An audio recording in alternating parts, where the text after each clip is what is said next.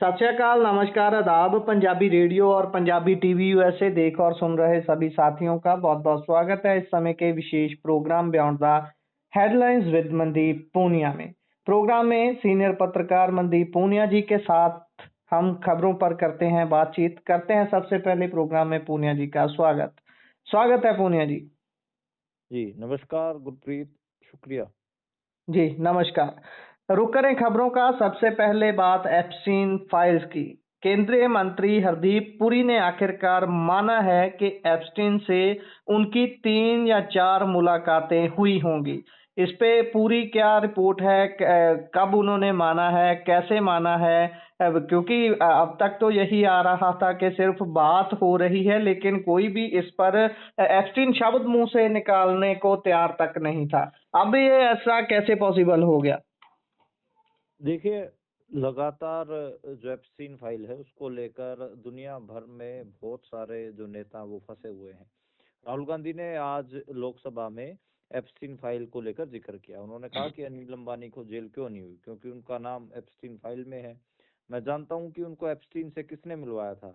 हरदीप पुरी भी जानते हैं कि किसने मिलवाया था। यानी कि हरदीप पुरी का नाम आज राहुल गांधी ने लोकसभा में ले दिया। उसके बाद हरदीप पुरी कहीं ना कहीं अपना बचाव करते नजर आए। अब हरदीप पुरी ने की जो स्टेटमेंट है, उन्होंने कहा कि भाई मैं 3-4 बार जेफरी एप्स्टीन से मिला हूं और ये जो बातचीत थी पूरी तरह प्रोफेशनल थी। इंडिपेंडेंट कमीशन ऑन मल्टीलैटरलिज्म और जो दूसरे इंटरनेशनल काम थे उनसे जुड़ी हुई मुलाकात थी और इसका ये बिल्कुल प्रोफेशनल थी, इसमें कोई और लेना देना नहीं।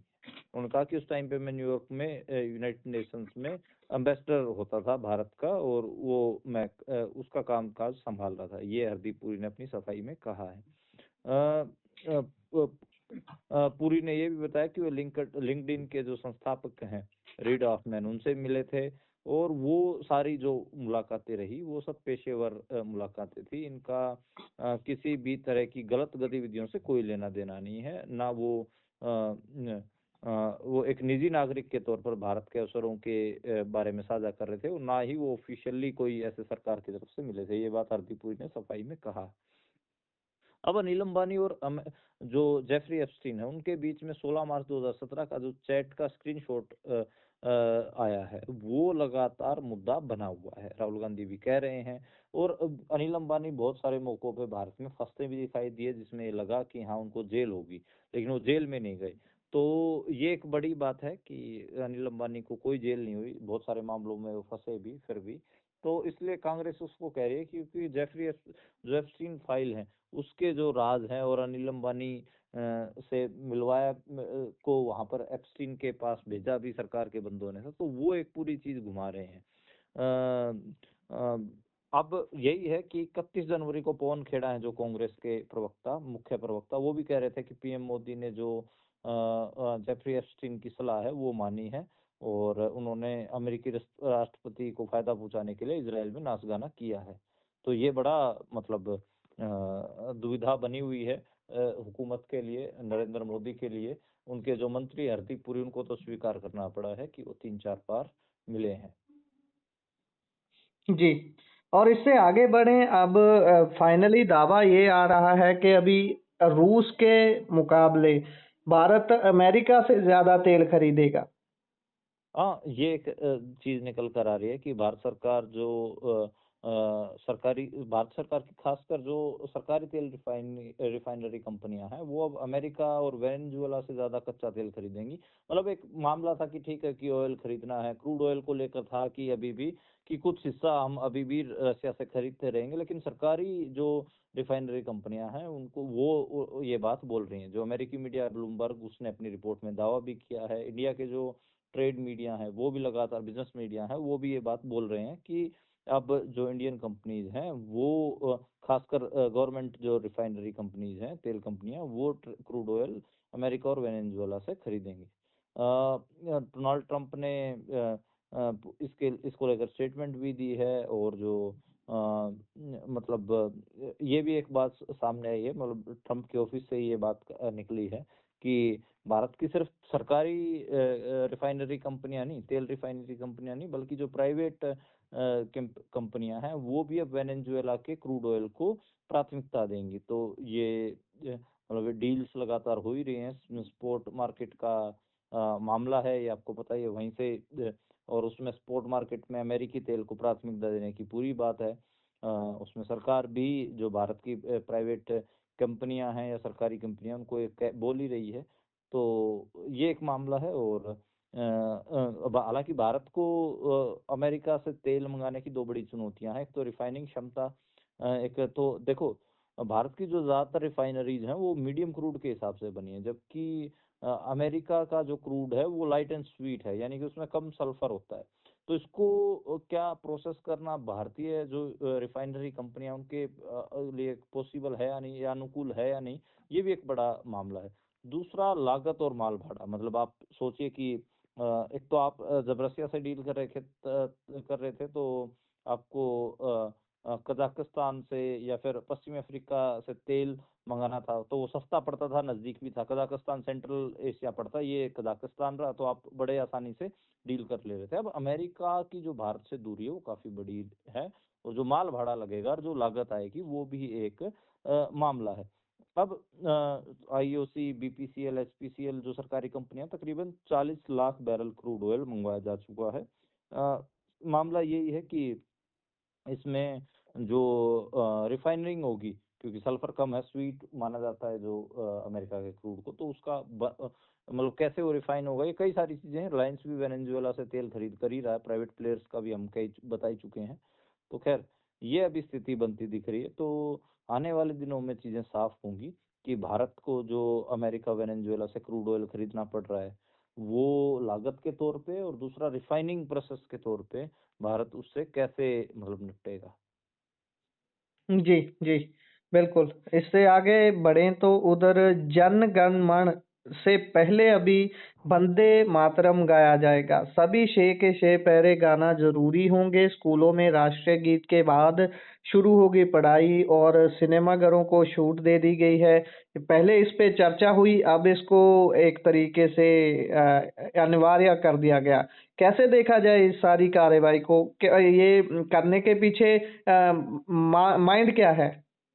देखिए, आज गृह मंत्रालय की तरफ से ये ऑर्डर आया और ये कहा गया कि जहां पर भी सरकारी कार्यक्रम होंगे स्कूलों में, या फिर और भी जो ऑफिशियल प्रोग्राम होंगे सरकार के, उनमें वंदे मातरम बजाया जाएगा और राष्ट्रगान से पहले बजाया जाएगा। तो 28 जनवरी को ये ऑर्डर तैयार हुआ था, लेकिन मीडिया में इसकी जानकारी आज 11 फरवरी को फैलाई गई है। पीटीआई ने इसको ब्रेक किया है। वंदे मातरम, देखिए, जनगण मन है 52 सेकंड का, जब उसको एक बार गाते तो 52 सेकंड में खत्म, यानी कि 1 मिनट से पहले ही खत्म हो जाता, तो उसमें इतना टाइम लगता। अब वंदे मातरम पूरा गाना, 6 के 6 अंतरे गाना, तो इसकी जो कुल अवधि बनती है वो 3 मिनट 10 सेकंड बनती है।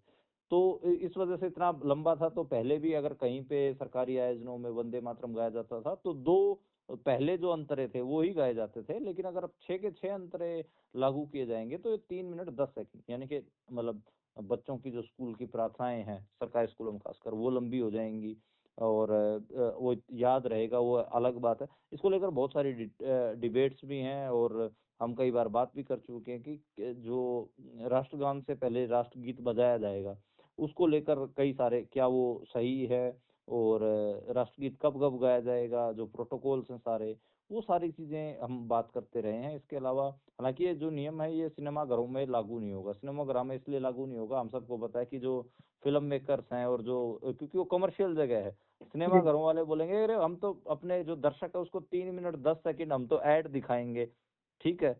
तो वो एडवर्टीजमेंट के स्पेस को सिनेमाघर नहीं खत्म करना चाहते थे, तो सिनेमाघरों के मालिकों ने, ये मतलब अंदर की खबर है, काफी उसमें फाइट किया, रोष जताया कि भाई आप कल को कोई और चीज लागू कर देंगे, कल को कोई और चीज। देशभक्ति सिखाने की जगह सिनेमाघर थोड़ी ना है। वहां पर तो लोग अपने कामकाज से मतलब जो थक जाते हैं, तो एक लीजर एक्टिविटी है, तो अपना मनोरंजन करने आते हैं। तो वो एक, वो जो पूरी लॉबी थी सिनेमाघरों की, वो काम कर गई, क्योंकि उनको आपको पता ही है कि कोई भी फिल्म शुरू होने से पहले 20-25 मिनट एडवर्टीजमेंट दिखाई जाती है, तो वो नहीं चाहते थे कि वो एडवर्टीजमेंट के स्पेस में ये जो नया मामला है कि राष्ट्रगीत बजाने वाला, तो ये हो जाएगा। देखिए, ये आनंद मठ में छपा था, बंकिम चंद्र चटर्जी ने लिखा था, और ये बंगाल से निकला हुआ है। बंग दर्शन जो उनका पहला उपन्यास था आनंद मठ, उसमें उसके हिस्से में छपा था। अब इसको देखिए, मुस्लिम मुस्लिम समुदाय के लोग हैं वो इसको नहीं गाते हैं, क्योंकि इसमें कई ऐसी बातें हैं जिसको लेकर मुस्लिम जो रिलीजन की फिलॉसफी है उससे वो मेल नहीं खाती हैं। खैर फिर भी इसको लागू कर दिया गया है। हालाँकि आज़ादी के बाद इसको उस लिहाज से जैसे राष्ट्रगान को लागू किया गया, राष्ट्रगीत को लागू नहीं किया गया था। और अगर बात करें तो 22 अक्टूबर 1937 की जो कांग्रेस वर्किंग कमेटी थी, उसने मतलब जो ये मूल गीत था 6 पैरों का, उसमें से 4 पैरा हटाने का फैसला लिया था, क्योंकि उसमें यही था कि जो मुस्लिम समुदाय के लोग थे उनका इसके उसको लेकर काफ़ी आपत्ति थी। ख़ैर, अब देखते हैं कि मतलब ये जो नया राष्ट्रगीत लागू हुआ उसके ऊपर क्या रिएक्शन रहेगा, क्या नहीं रहेगा, तो आने वाले दिनों में पता चलेगा। जी, बिल्कुल। आगे बढ़ें तो बात सोनम वांगचुक की करते हैं। इनकी सेहत बीते दिनों से खराब चल रही थी, शायद पेट की शिकायत थी इनको, तो उसके ऊपर अदालत भी कुछ बोल रही थी, लेकिन सरकार का कहना है कि वांगचुक को मेडिकल आधार के ऊपर रिहा नहीं कर सकते। आखिरकार सुप्रीम कोर्ट के कहने का क्या मतलब है और सरकार के आगे से जवाब देने को समझा कैसे जाए? देखिए लगातार ये कई दिन सुनवाई चली सुप्रीम कोर्ट में। हर दिन जो सुनवाई होती थी उसकी बातें हम आपको बताते ही थे। उसमें बताते थे कि जो केंद्र सरकार है, यूनियन गवर्नमेंट है, वो लगातार सोनम वांगचुक की रिहाई का विरोध कर रही है। उसको उनके जो मेडिकल ग्राउंड पे जो उनको बेल वाली जो पिटीशन है उसका विरोध कर रही है। उसमें दिखा भी, उसमें ये भी कहा गया कि हमने एनएसए इसलिए लगाया क्योंकि वो बांग्लादेश और श्रीलंका के एग्जाम्पल दे रहे थे। वो एक ऐसे इलाके में प्रोटेस्ट कर रहे थे जो कि चाइना बॉर्डर के बहुत नजदीक था। ऐसे ऐसे उन्होंने तमाम अपनी बातें रखी यूनियन गवर्नमेंट ने, और जो एनएसए उनके ऊपर लगाया गया है उसको जस्टिफाई करने की कोशिश की गई। रही बात उनके उसकी बीमारी की, आपने सही कहा कि उनको पेट की दिक्कतें आ रही थी लगातार और वो फिट नहीं थे। उसी के चलते जो परिवार है वो कोर्ट गया था। अब उसमें सरकार कह रही है कि नहीं नहीं, उनकी जो प्रॉब्लम्स थी वो डाइजेशन की समस्या से थी, उनको संक्रमण हुआ था, यानी फूड पॉइजनिंग हुई थी। उसका इलाज चल रहा है, इलाज किया जा रहा है। हम 24 बार मेडिकल जांच कर चुके हैं, वो पूरी तरह फिट हैं। इस किस्म की जो चीजें हैं आज वो उन्होंने बोली। उन्होंने कहा कि भाई मेडिकल ग्राउंड बेल के लिए सही नहीं है।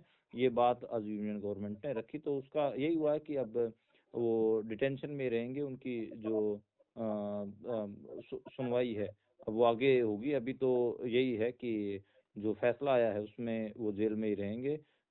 और मेडिकल सरकार कह रही है कि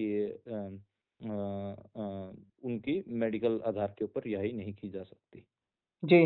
और भारत में भ्रष्टाचार को कोई रोक लगी है कि क्योंकि एक इंडेक्स नजर आ रहा है, करप्शन इंडेक्स, उसमें भारत की स्थिति क्या है? क्या सुधार हुआ है या और नीचे गिरे हैं हम? देखिए करप्शन के मामले में मैं अब कैसे इसको बात रखूं। पहले डेटा की बजाय अपन नैरेटिव से शुरुआत करते हैं। डेटा तो नो डाउट आपको इंडेक्स का मैं जिक्र करूंगा ही, पर नैरेटिव के तौर में मैं इस्तेमाल कर बताता हूं आपको। ये हरियाणा की बात है, कुछ दिन पहले की बात है। तो एक करप्शन की शिकायत करने के लिए एक मंत्री के पास हरियाणा के हिसार से एक जो बंदा है वो चंडीगढ़ आया और वो अपनी पूरी याचिका लेकर आया था। तो उसने कहा कि मैं पटवारी के करप्शन के खिलाफ आपके पास मिलने आया।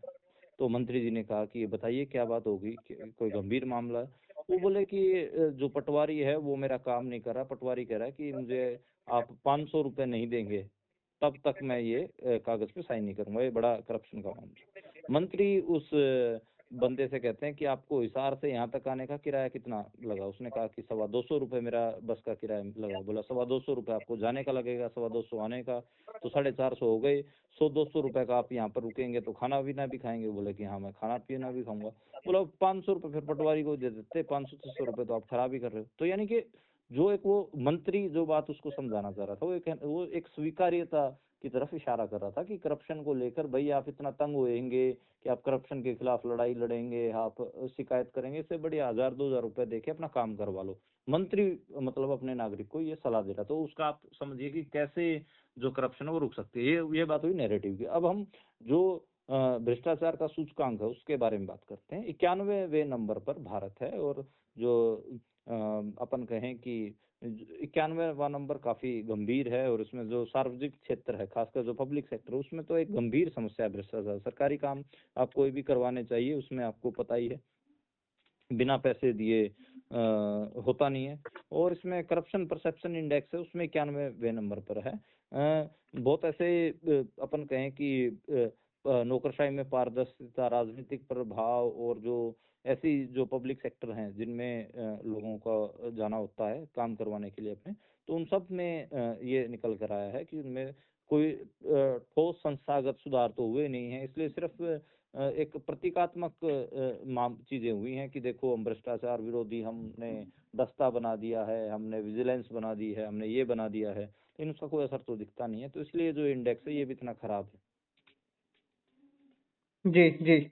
और इससे अगर आगे बढ़ें तो बात सोशल मीडिया के नियमों की करते हैं। सरकार का आदेश है कि अब 3 घंटे में हटानी होगी कोई गैर कानूनी सामग्री।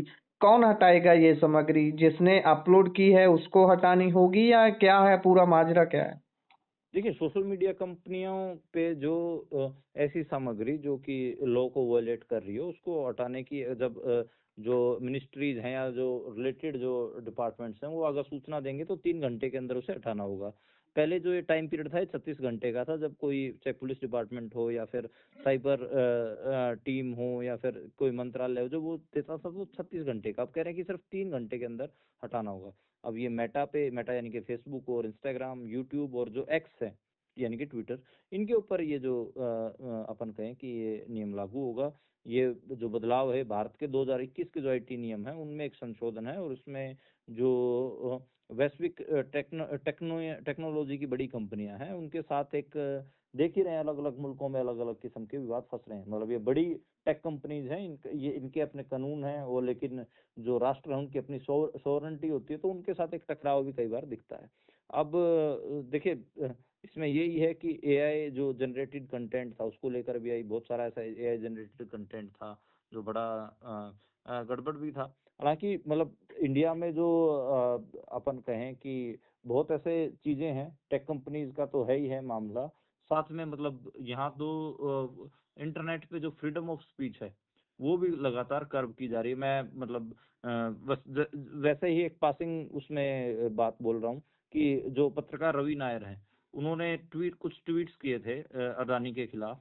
आज कल उनके उनके खिलाफ एक फैसला है, उनको 1 साल की सजा सुना दी गई है, उनके ऊपर 5,000 रुपए जुर्माना लगाया गया है। वो ट्वीट्स देखेंगे तो वो उनमें कोई दिक्कत नहीं है, लेकिन गुजरात की एक लोअर कोर्ट आपको पता ही है, आजकल लोअर कोर्ट्स इन बड़े बड़े पूंजीपतियों के जेब में है, और वहां से फैसला आया तो ये डराने वाला भी है। मतलब जो इंटरनेट पे फ्रीडम ऑफ स्पीच है इंडिया में वो ऑलरेडी क्वेश्चन में है। इंटरनेट शटडाउन का मामला हो या डिजिटल डिवाइड का मामला हो, वैसे मतलब आप सोचिए तो, चलो मैं फ्रीडम ऑफ स्पीच की बात कर रहा हूँ, मैं अगर आपको जो उसकी भी बात कर लूँ, इंटरनेट पे जो ट्रेडिंग होती है, जैसे डिजिटल अरेस्ट से पैसे लूटने वाला, आज तो यूपीआई भी ठप रही, मतलब डिजिटल भुगतान में पूरी तरह से आज रुका रहा, लाखों लोग परेशान रहे।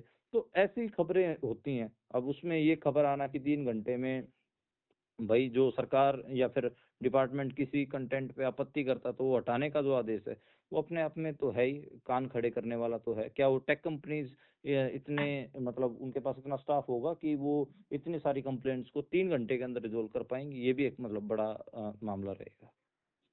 जी, जी। और इससे अगर आगे बढ़े तो मोहाली में आज 16 स्कूलों को बम से उड़ाने की धमकी आई थी। और चंडीगढ़ पंजाब में बॉम्ब स्क्वाड टीम्स ने जांच की। ये चल क्या रहा है? हम हर बार इसी पर बात करते हैं, कभी किसी स्कूल में कभी किसी जगह पर ऐसी धमकियां आ जाती हैं। एक चल कौन है इसके पीछे? ट्रैक करने में कहाँ कमी आ रही है? अगर ऐसी ही चीजों में पुलिस उलझी रहेगी तो काम कम करेगी। देखिए, बिल्कुल आपने सही कहा कि ये काफ़ी लगातार फ्रीक्वेंट ये खबरें हम पिछले 1 साल से ले रहे हैं। कभी किसी कोर्ट्स में, अदालतों में, कभी हाई कोर्ट में, कभी स्कूलों में, ये इस किस्म की मेल के इसके ज़रिए इस पीछे किस्म की इसके पीछे कोई गहरी साजिश नहीं नजर आती? ऐसे लगता है कि बिल्कुल कोई एक सीक्वेंस चल रहा है, एक के बाद एक अलग-अलग शहरों और पर टारगेट ईमेल्स किया की जाता है। जो लैंग्वेज है, गुरप्रीत, आपको थोड़ी हैरानी होगी कि जो ईमेल्स की लैंग्वेज है वो भी सेम एक ही जैसी नजर आ रही है, और उसमें भी दिख रहा है कि एक पूरी साजिश उसमें भी दिखती है।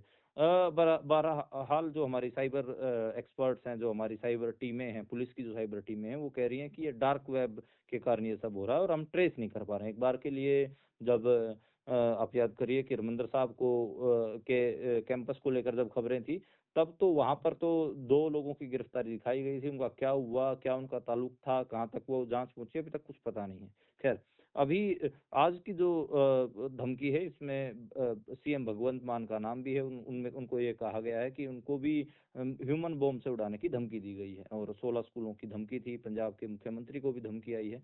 तो थोड़ा पुलिस अलर्ट पे दिखी आज, स्कूलों के आगे भी, और जो एसएसपी थे वो भी आज हलचल में दिखे। तो ये एक मामला है।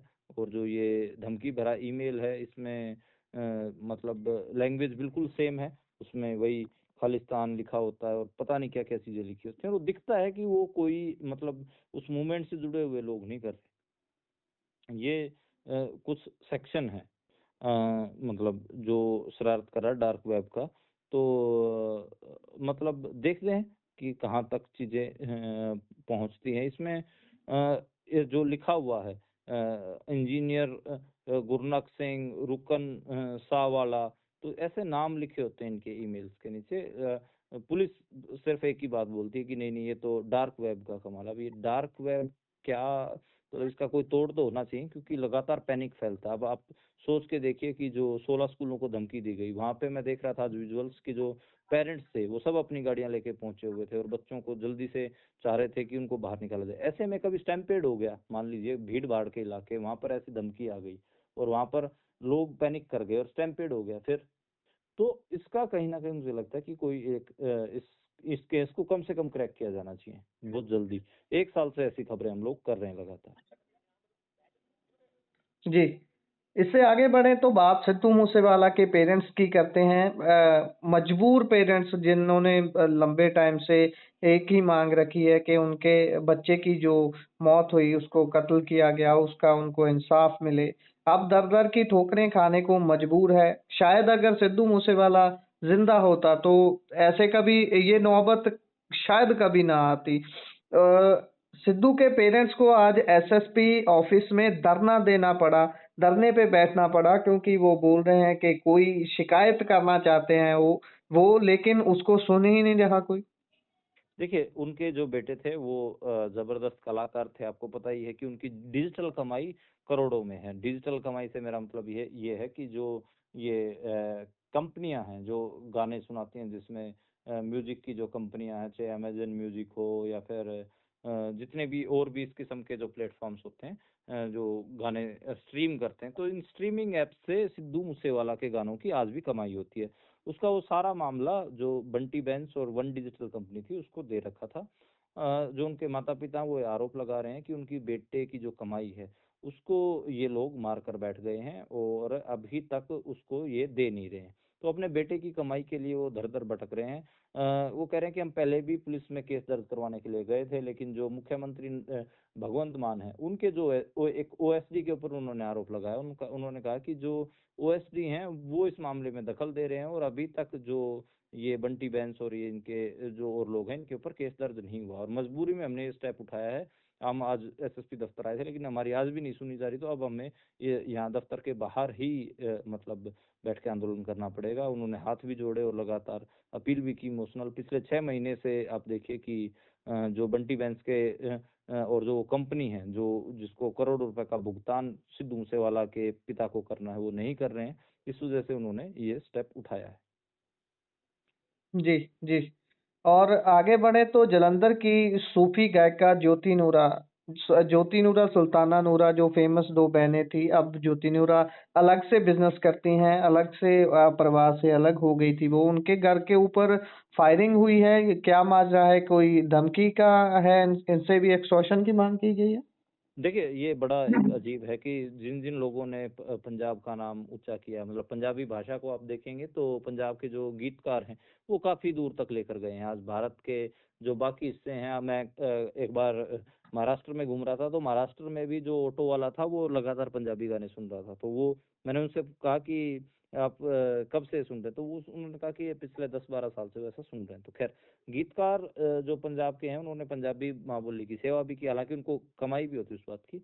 वो लगातार निशाने पर हैं। और कलाकार हो गए या ऐसे लोग जिन्होंने ठीक ठाक नाम कमाया है, पैसे कमा रहे हैं, वसंत कुंज इलाका है, जालंधर का पोश इलाका माना जाता है, वहां पर ये फायरिंग हुई है और उसमें हालांकि किसी को कोई चोट नहीं आई है। पुलिस से जब पूछा गया कि भाई ये कौन लोग हैं जो फायरिंग करके गए, तो पुलिस का सिर्फ एक ही जवाब है कि हम सीसीटीवी फुटेज खंगाल रहे हैं, अभी हमें मतलब जो वो व्यक्ति जो स्कूटी चला रहा था और जो लोग थे उनके बारे में अभी पूरी जानकारी नहीं। खैर, थ्रेट कॉल का तो नहीं अभी आया कि उनसे कोई मांगी गई हो, लेकिन काफी परेशान करने वाला। पता नहीं वो जो परिवार है छुपा तो नहीं रहा, क्या पता उनसे प्रोटेक्शन मनी मांगी जा रही हो, लेकिन ये बड़ा अपने आप में मतलब चिंता का विषय बनता जा रहा है। मेरे को नहीं लगता कि पंजाब में कोई ऐसे बड़े नाम बचे हों जिनके घरों पे फायरिंग ना हो। बहुत सारे, आप गिप्पी ग्रेवाल से लेकर परमीश वर्मा, कितने ही कलाकारों के आप नाम लेंगे जिन पे इस किस्म के हमले हो चुके हैं। और ये आज जो ज्योति नूरा है, हालांकि ये ज्यादातर काम बॉलीवुड में करती हैं, पंजाबी इंडस्ट्री में उस किस्म से करती भी नहीं है, आज उनको निशाना बनाया गया है। जी, इससे आगे बढ़ें तो उधर सांसद अमृतपाल की याचिका पर पंजाब सरकार को नोटिस हुआ है, फिर से नोटिस हुआ है। क्या दोबारा वही हश्र होगा जो हर बार होता है? काफी बार अभी तो अमृतपाल ने ट्राई की है। वैसे ये भी कितना हैरान करने वाली बात है ना, अगर आप इस पे कुछ टिप्पणी करना चाहें। मैंने बीते दिनों में इनकी फैमिली के साथ भी, अमृतपाल की फैमिली के साथ बात की।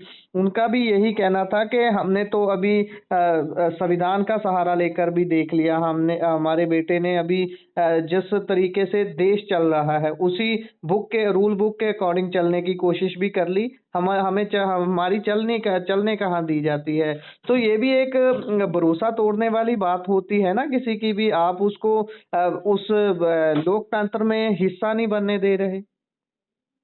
देखिए, बिल्कुल आपने सही कहा, बड़ा अजीब मामला है। अजीब मामला इसलिए है क्योंकि जो अमृतपाल सिंह है वो तो नॉर्मल बेल के लिए अप्लाई भी नहीं कर रहे, वो टेम्परेरी बेल चाह रहे हैं। टेम्परेरी बेल में भी आपको पता है वो ये चाह रहे हैं कि जब लोकसभा का सेशन चले तब उनको छूट दी जाए और लोकसभा सेशन में उनको शामिल होने दिया जाए, उसके बाद बेशक से दोबारा ले जाकर उनको जेल में बंद कर दिया जाए। ऐसे ही जम्मू कश्मीर से जो एमपी हैं, सांसद हैं अमृतपाल की तरह ही, इंजीनियर रशीद, वो पहले लोकसभा में लोकसभा सेशन में शामिल हो चुके हैं। उनको लोकसभा सेशन अटेंड करवाने के बाद जेल भेज दिया जाता था।